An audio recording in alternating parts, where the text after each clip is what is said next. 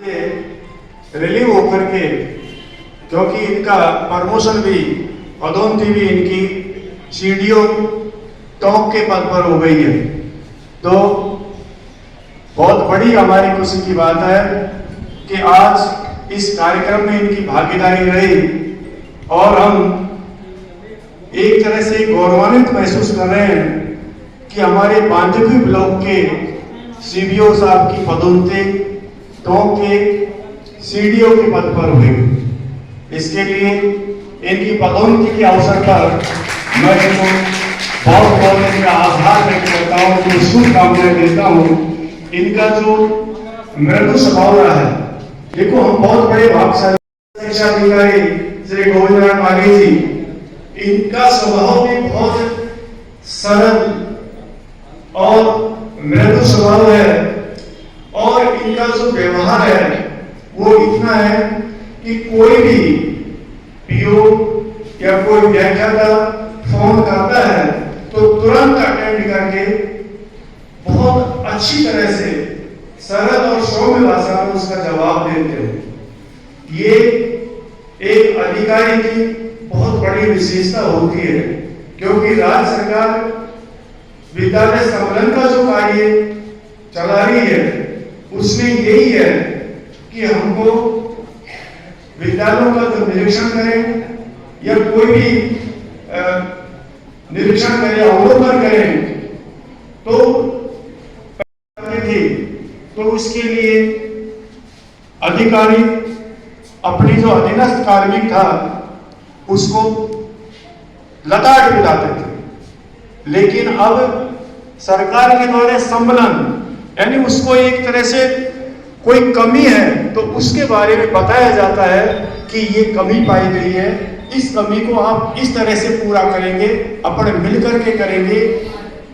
तो इससे क्या होता है कि जो भी पीओ होता है या कोई भी संस्था प्रधान होता है उसको एक मार्गदर्शन प्राप्त होने की कमी बताई, अगली नियुक्ति में वो उस कमी को अवश्य पूरा करता है। आज के इस अवसर पर जो भी प्रतियोगिताएं होंगी उसमें प्रादर्श मॉडल प्रतियोगिता के माध्यम से हमारी जो विभाग की जो अपेक्षाएं हैं उस पर हम खरा उतरने का प्रयास करें, क्योंकि ये जितने भी जो कार्यक्रम हैं, उत्सव समझ लीजिए, इस प्रकार के जो कार्यक्रम हैं उनको देख लीजिए, ये सब बालकों के लिए ही करवाए जाते हैं और उसमें हमारे जो अच्छे जो शिक्षक साथी हैं उनके सहयोग से ये कार्यक्रम आयोजित हो पाते हैं और बालकों को आगे बढ़ाने का ये हमारा प्रयास रहता है।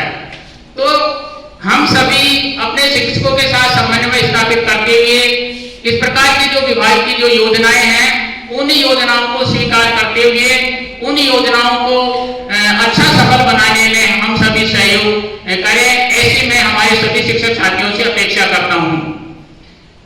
आपने आज इस कार्यक्रम को वास्तव में इतना भव्य स्वरूप प्रदान किया है, सीडीओ साहब यहाँ पधारे हैं, इनका भी मैं मेरे ब्लॉक की ओर से बहुत हार्दिक अभिनंदन करता हूँ।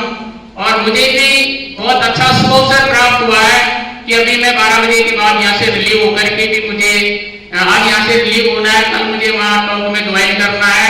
तो मेरे लिए इतना बड़ा सौभाग्य की बात है कि हमारे इतने शिक्षक साथी जो कि गुरु है हमारे, उनका मुझे आज यहाँ सानिध्य प्राप्त हो रहा है, उनका निश्चित रूप से मुझे भी आशीर्वाद मिलेगा और मैं वहां जाकर के बांदीकुई का नाम एक अच्छे तरीके से जिले की पटल पर मैं रख पाऊंगा, ऐसा मैं आप सभी से आशीर्वाद चाहता हूँ। जय हिंद, जय भारत। विज्ञान ने किया हर सपने को साकार। धन्यवाद सर, आपने बहुत ही सुंदर पंक्तियों में हमें मार्गदर्शन दिया। अब मैं उद्बोधन की इसी कड़ी में आमंत्रित करना चाहूंगी हमारी बांदीकुई की लोकप्रिय चेयरमैन साहिबा श्रीमती इंदिरा बैरवा।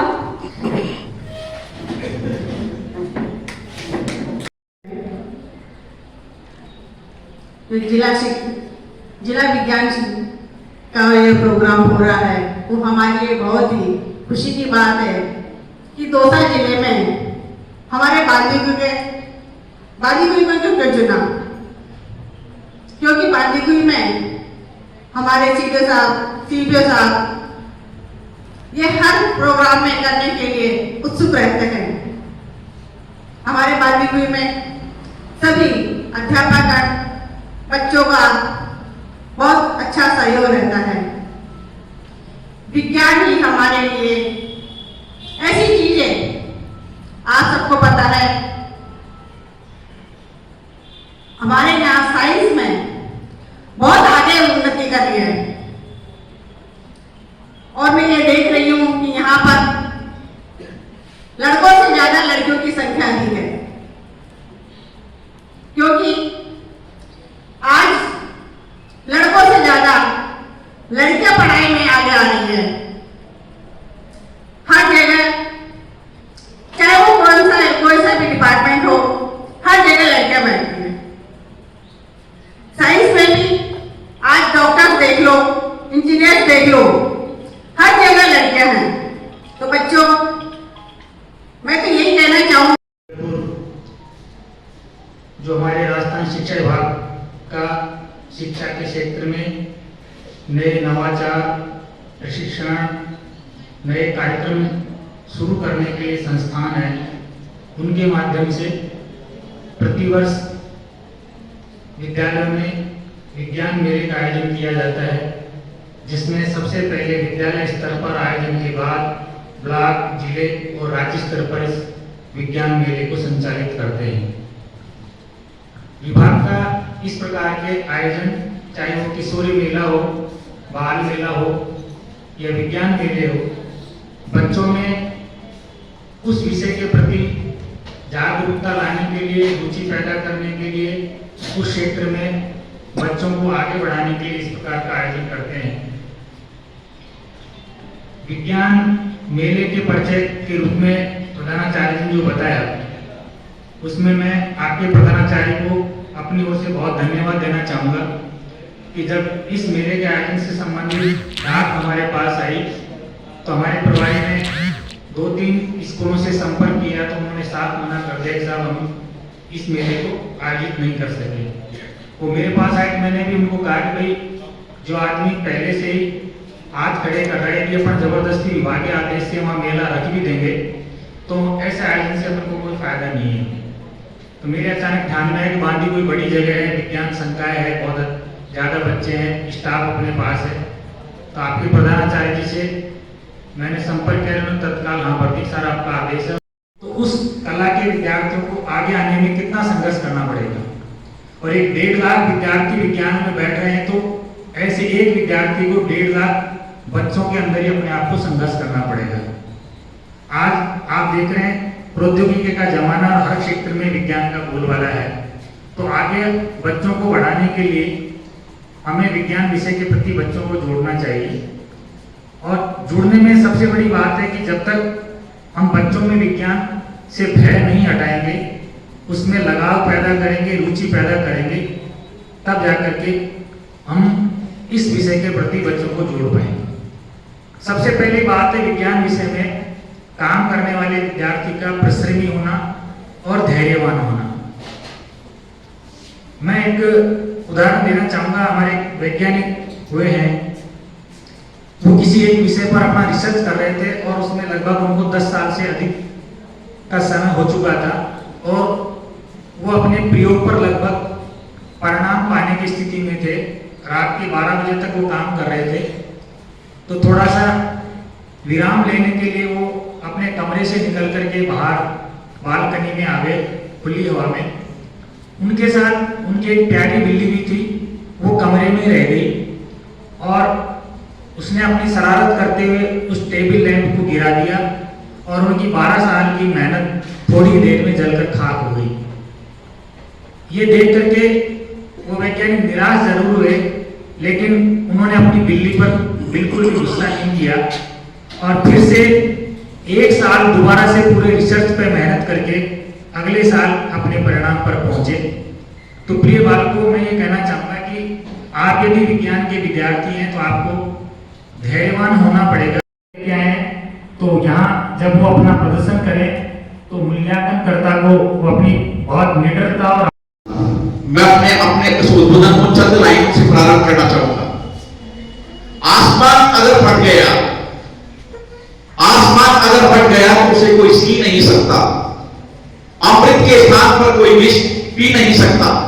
कहना आसान है साथियों, विचार और वेदों में कोई साथ जी नहीं सकता। जी हां, मैं चंद लाइन को साइंस से जोड़ने का प्रयास कर रहा हूं। विज्ञान का जो विद्यार्थी होता है वो इंटेलिजेंट होता है, होशियार होता है, और तब तक वो किसी बात को स्वीकार नहीं करता जब तक वो तर्क संगत नहीं होती। इसलिए प्रिय विद्यार्थियों, साइंस फेयर में आप आए, आप सभी का तहे दिल से हार्दिक अभिनंदन एवं स्वागत। और मैं यही कहना चाहूंगा, मैंने पहले भी बोला था, अभी आप जिला स्तर पर आए हैं, सीडी साहब ने भी अभी कहा सभी की समक्ष संख्या नामांकन जितना होना चाहिए था उस रेशियो में अनुपात नजर नहीं आया, तो ये खेद का विषय है। लेकिन प्रिय विद्यार्थी, कोई बात नहीं, आप आए तो सही। आप अब यहां से ये जो आप देख रहे हैं, यहां से निकलकर स्टेट लेवल पर जाएंगे। प्रधानाचार्य स्थानीय विद्यालय से मेरा निवेदन है कि वो आकर बच्चों का मार्गदर्शन करें। सर,